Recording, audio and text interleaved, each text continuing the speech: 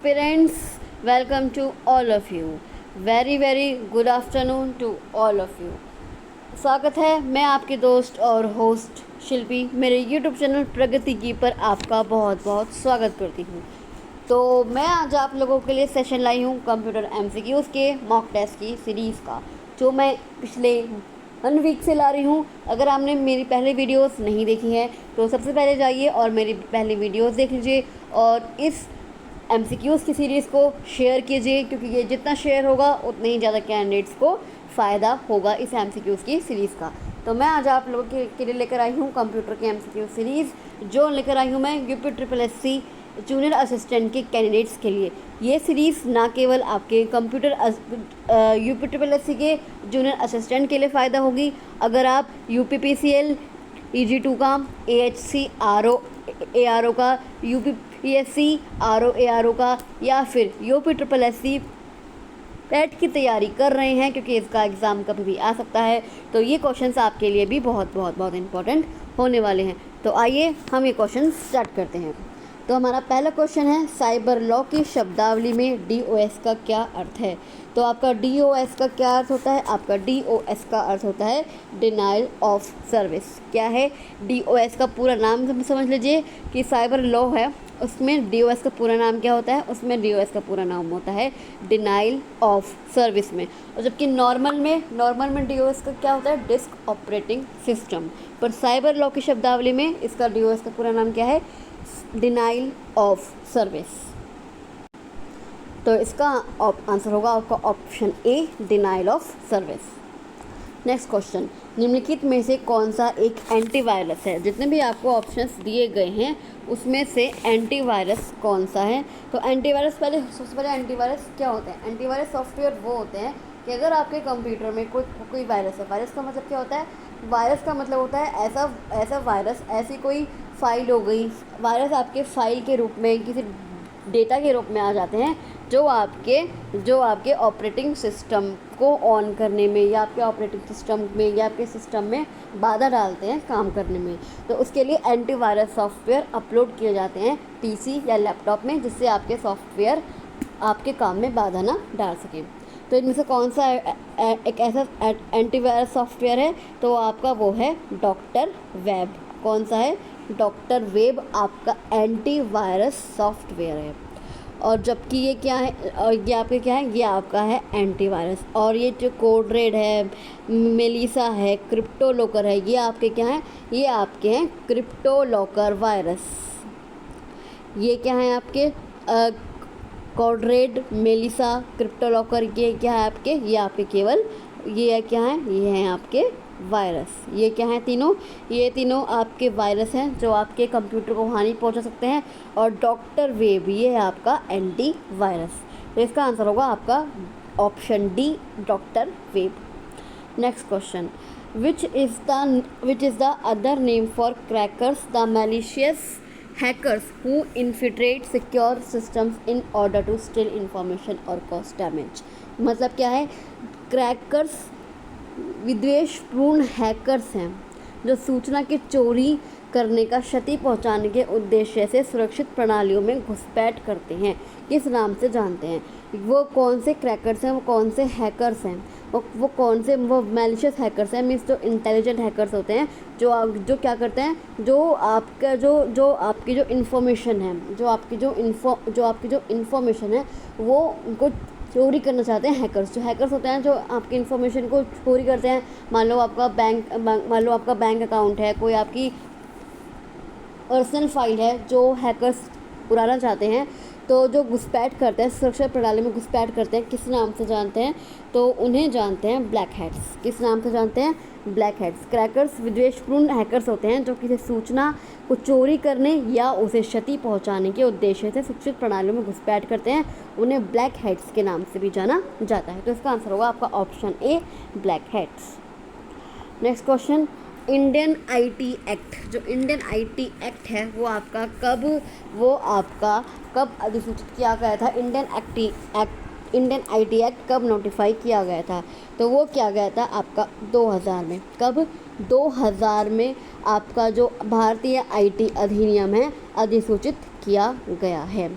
जो क्या करता है, जो आपका साइबर क्राइम मीन्स जो आपका साइबर क्राइम के अंतर्गत आता है, जो साइबर क्राइम से निपटता है। कौन सा? इंडियन आईटी अधिनियम, इंडियन आईटी एक्ट।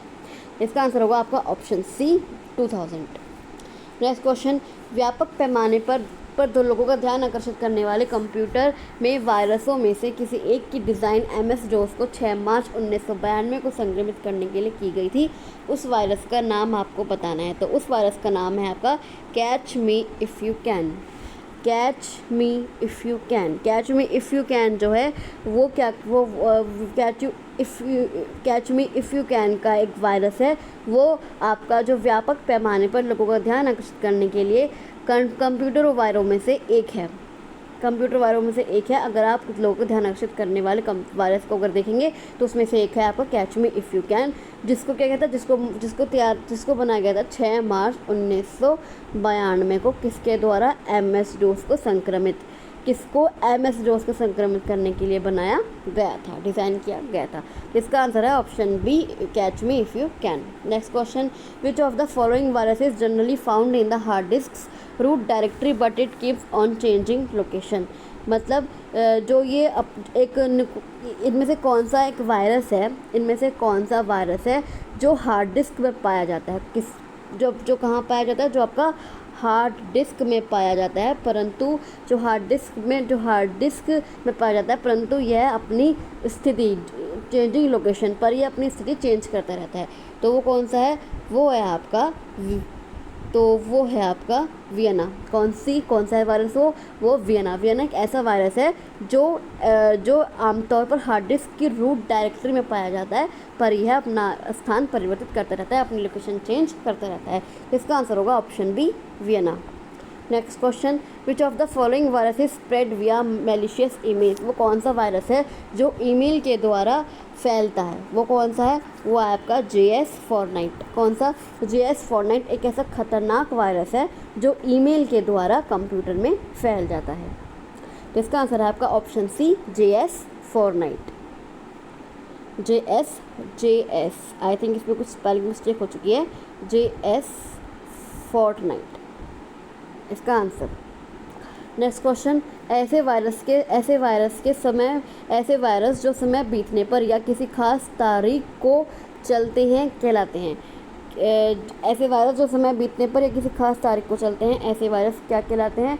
तो ऐसे वायरस आपके कहलाते हैं टाइम बम। कौन से कहलाते हैं? टाइम बम ऐसे वायरस होते हैं जो किसी कंप्यूटर में किसी निश्चित समय या समय अंतराल तक निश्चित पड़े रहते हैं और हैकर्स द्वारा निश्चित समय के बाद सक्रिय होकर कंप्यूटर को नुकसान पहुंचाते हैं। टाइम बम क्या होता है? टाइम बम आपके हैकर्स द्वारा ऐसे वायरस होते हैं जो जब हैकर्स उनका टाइम सेट किए रखते हैं, जब हैकर्स उनको कोई निर्देश देते हैं या कोई उन्हें सिग्नल पहुंचाते हैं, तब वो सक्रिय होकर तब वो जाकर कंप्यूटर्स को नुकसान पहुंचा सकते हैं। तो कौन से होते हैं? वो होते हैं आपके टाइम बम। तो इसका आंसर है आपका option C, time bomb. Next question, which of the following categories of viruses normally infect executable code such as .com and .exec.files। Virus की कौन सी श्रेणी में से कौन सा समानांतर निष्पादन कोड को संक्रमित करता है, जैसे .com और .exe files?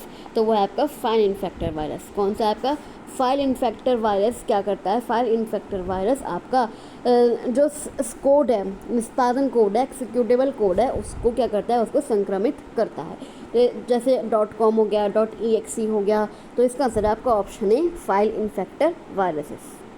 Next question, which of the following malware is used by an attacker to get unauthorized remote access to a PC by exploiting security vulnerabilities।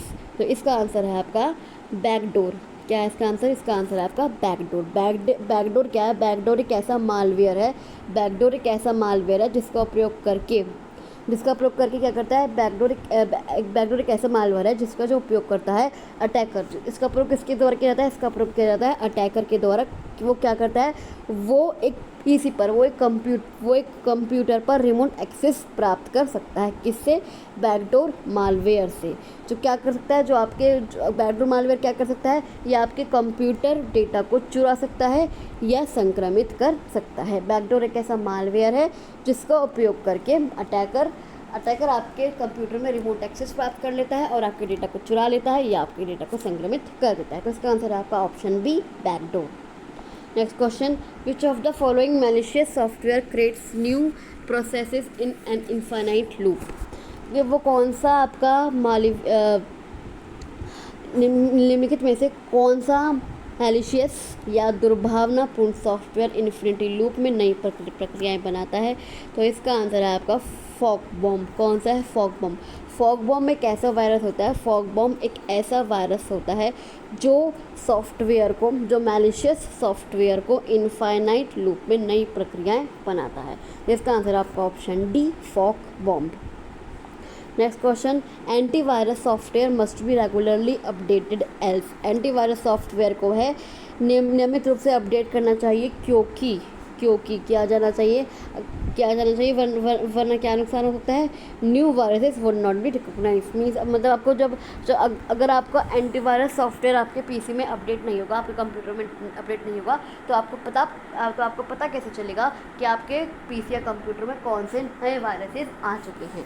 तो आपको नए वायरसेस का पता नहीं पड़ेगा। इसका आंसर है option A, new viruses would not be recognized. Next question, verification of a login name and password is known as. जो किसी लॉगिन नेम और पासवर्ड के जो प्रमाणीकरण होता है उसे क्या कहते हैं? उसे कहते हैं ऑथेंटिकेशन। क्या कहते हैं? ऑथेंटिकेशन। अगर किसी लॉगिन नेम और पासवर्ड का हमें प्रमाणीकरण कराना है तो उसे क्या कहते हैं? Authentication.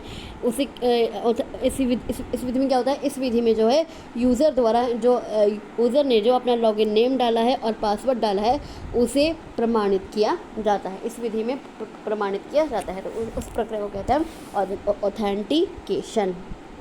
Next question, which of the following types of attacks allows attackers to inject client side script into web pages. निम्नलिखित में से किस प्रकार का अटैकर्स को क्लाइंट साइड स्क्रिप्ट को वेब पृष्ठों पे में इंजेक्ट करने की अनुमति देता है? तो वह है आपका क्रॉस साइट स्क्रिप्टिंग। जो क्रॉस साइट स्क्रिप्टिंग एक ऐसा अटैक होता है जो अटैकर्स की क्लाइंट साइड स्क्रिप्ट को वेब पृष्ठों में इंजेक्ट करने की अनुमति देता है। इसका आंसर आपका option B, cross site scripting. Next question, वो कौन सा टूल और प्रोग्राम है जो हेल्प करता है सर्च करने में information files on the internet? वो आपका कौन सा है? वो है आपका आर्ची जो है इंटरनेट पर जो अगर आप इंटरनेट पर किसी विशिष्ट सूचना या फाइल या फिर खोजने वाला जो प्रोग्राम होता है वो कौन सा है? आर्ची वो प्रोग्राम होता है जो आपके इंटरनेट पर किसी फाइल, किसी डेटा या किसी पृष्ठ को ढूंढता है। यह क्या है? आर्ची एक सर्च इंजन है। आर्ची आपका एक सर्च इंजन है। और आर्ची की खोज कब हुई थी? आर्ची की खोज हुई थी आपकी 10 सितंबर 1990। कब हुई थी आर्ची की खोज? आर्ची की खोज हुई थी आपकी 10 सितंबर 1990। और ये क्या है? ये एक सर्च इंजन है। अगर आप इंटरनेट पर किसी फाइल को, किसी प्रोग्राम को या किसी सूचना को ढूंढना चाह रहे हैं तो आपको आर्ची मदद करेगा। तो इसका आंसर आपका option D, Archie. Next question, a malware that secretly collects information about users without their consent. अगर एक मालवेयर सीक्रेटली इंफॉर्मेशन कलेक्ट करता है यूज़र्स की और उससे पूछे बिना, एक मालवेयर जो गुप्त रूप से उपभोक्ताओं के बारे में उनकी सहमति के बिना जानकारी एकत्र करता है, वो क्या कहलाता है? वो कहलाता है आपका स्पाईवेयर। क्या कहलाता है आपका? स्पाईवेयर एक ऐसा सॉफ्टवेयर होता है जो किसी कंप्यूटर डिवाइस में घुस जाता है और उपभोक्ता की जानकारी के बिना उनका सारा डेटा चुरा लेता है। तो यह क्या है? स्पाईवेयर एक मालवेयर है। स्पाईवेयर एक मालवेयर का ही टाइप है। स्पाईवेयर क्या है? स्पाईवेयर एक मालवेयर है। तो इसका आंसर होगा आपका option A, spyware. Next question, the goal of artificial intelligence does not lie. Artificial intelligence आपका क्या होता है? Implementing human intelligence in machines. ये क्या करता है? यह ह्यूमन इंटेलिजेंस मशीन्स में इम्प्लीमेंट करता है। इसमें मानव की बुद्धिमत्ता को मशीन मीन्स जो आपकी मानव की जो बुद्धि है उसे क्या है, उसे एक मशीन का रूप देता है। कौन? Artificial intelligence. Implementing human intelligence in machines, इसमें मानव की बुद्धिमत्ता को मशीन में कार्यान्वित करता है। तो ये आपका ऑप्शन सही है। सेकंड है developing systems that understand, think and learn like comments. System को डेवलप करता है, सिस्टम को ऐसा डेवलप करता है जैसे मनुष्य समझता है, सोचता है और सीखता है, ऐसी हमारा सिस्टम भी समझता है, सीखता है और सोचता है। तो ऐसा आर्टिफिशियल इंटेलिजेंस एक ऐसी मशीन डेवलप करता है जो इंसानों की तरह सोचती है, कार्य करती है और चीज़ों को समझती है। तो आर्टिफिशियल इंटेलिजेंस के द्वारा ही हम ऐसे सिस्टमों को विकसित करते हैं जो मनुष्य के द्वारा ही समझते, सोचते और सीखते हैं। ये किसके द्वारा होता है? ये आपका आर्टिफिशियल इंटेलिजेंस के द्वारा होता है। फिर है moderating human nature and habits to make them more sophisticated. मानव की प्रकृति और आदतों को नियंत्रित कर उन्हें उपयोगी बनाना इसका कोई कार्य नहीं है। इसका आंसर आपका ये होगा। क्योंकि वो मशीन आर्टिफिशियल इंटेलिजेंस ये नहीं करता कि आप मानव की तरह आदत डालें। तो मानव की प्रकृति उनमें ऐसी आ जाएगी, मानव की आदतें उनमें ऐसी आ जाएगी मशीन में, तो उन्हें इस तरह से उपयोगी नहीं बनाना कि वो मानव की तरह ही हरकतें करने लगे। तो ये आपका आंसर है। Creating system which exhibit intelligent behaviour. Artificial intelligence के द्वारा ही एक एक्सपर्ट सिस्टम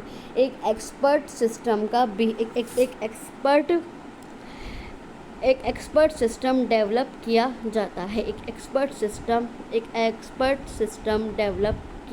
जाता है।